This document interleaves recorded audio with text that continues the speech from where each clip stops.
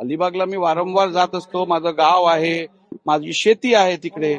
त्याच प्रकारे मी त्या ठिकाणी माझी शेती बघायला गेलो होतो. तिकडे गेलो असताना दोन लोकांमध्ये वाद होताना रस्त्यावर दिसला. मी चालत माझ्या शेताकडे जात होतो.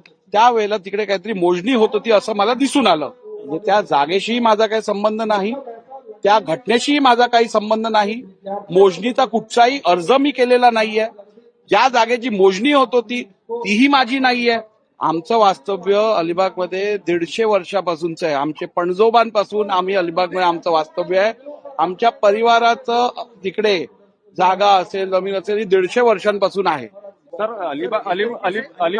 अलिबागच्या वादामध्ये आता दीक्षा शहा नावाच्या व्यक्तीचं नाव आलं, गुजरातचं आहे. कोण काय आहे? आरोप केले संजय राऊतांच्या आरोपांवरती मी तर यापूर्वी पण बोललो नाहीये आणि बोलू पण इच्छित नाही. परंतु एवढंच सांगू इच्छितो, हे त्यांच्या सगळ्या मनातल्या कल्पना आहेत आणि त्यांचं जुनं दुखणं हे आज उफळून येताना दिसत आहे. त्यामुळे संजय राऊत का बोलतात, कशाला बोलतात हे सगळ्यांना माहिती आहे. त्याच्याकडे लक्ष द्यायची गरज नाही. आता त्यांनी जे आरोप केले ते बिनबुडाचे पूर्णपणे आहेत. अलिबागला मी वारंवार जात असतो. माझं गाव आहे, माझी शेती आहे तिकडे. त्याच प्रकारे मी त्या ठिकाणी माझी शेती बघायला गेलो होतो.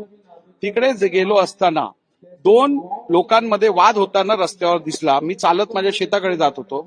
त्यावेळेला तिकडे काहीतरी मोजणी होत होती असं मला दिसून आलं.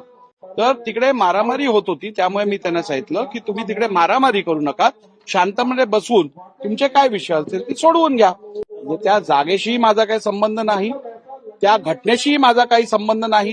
मोजणीचा कुठचाही अर्ज मी केलेला नाहीये. ज्या जागेची मोजणी होत होती तीही माझी नाहीये. त्यामुळे अशा प्रकारचे बिनबुडाचे आरोप करून केवळ राजकीय भांडवल करायचा प्रयत्न करायचा हा संजय राऊतांची जुनी सवय आहे. आणि त्यामुळे अशा चीप स्टंट्सना मी यापूर्वी उत्तर दिलेलं नाहीये आणि यापुढेही उत्तर देऊ इच्छित नाही. त्यांनी